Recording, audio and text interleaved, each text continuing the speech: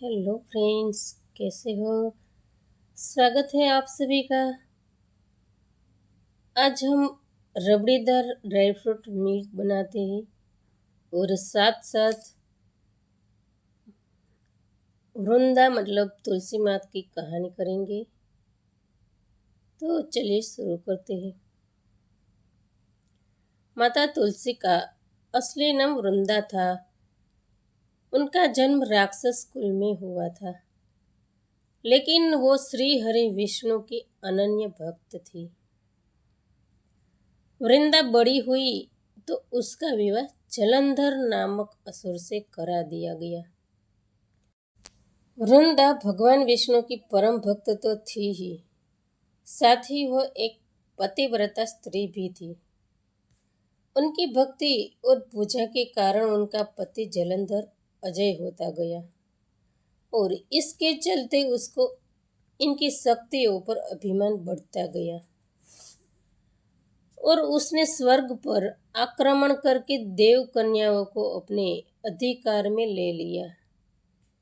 इस इससे सभी देवगण क्रोधित हुए और सहायता के लिए भगवान विष्णु के पास गए और जलंधर का अंत करने के लिए प्रार्थना करने लगे।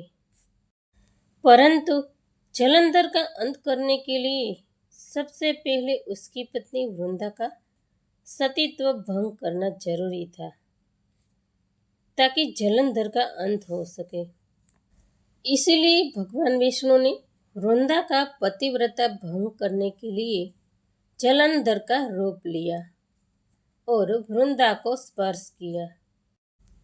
तब वृंदा का पति जलंधर देवताओं के साथ युद्ध कर रहा था। जैसे ही वृंदा का पतिव्रता धर्म भंग हुआ तो जलंधर देवताओं से परास्त होकर युद्ध में मारा गया।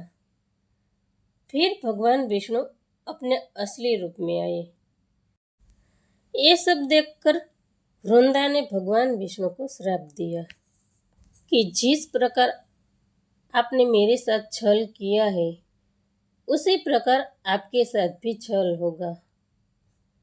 कहा जाता है कि भगवान विष्णु ने जब त्रेता युग में श्री राम के रूप में जन्म लिया, तब रावण छल से सीता को हर के ले गया और भगवान राम को पत्नी वियोग मिला। और वृंदा ने भगवान विष्णु को कहा कि आपने मेरे साथ एक पाषाण की तरह व्यवहार किया है, तो आप पाषाण बन जाओगे। भगवान श्री हरि पत्थर बनते ही देवताओं ने वृंदा से प्रार्थना की कि उसका श्राप वापस ले ले। वृंदा भी श्राप के लिए लज्जित थी।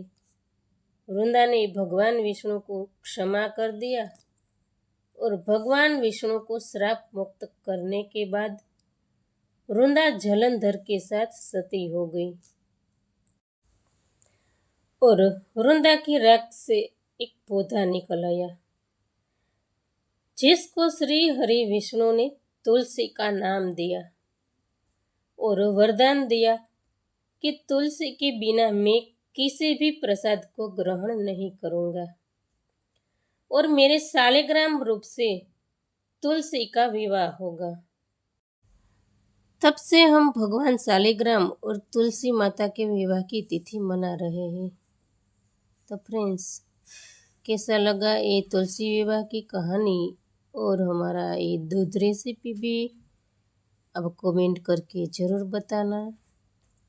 Thank you for watching.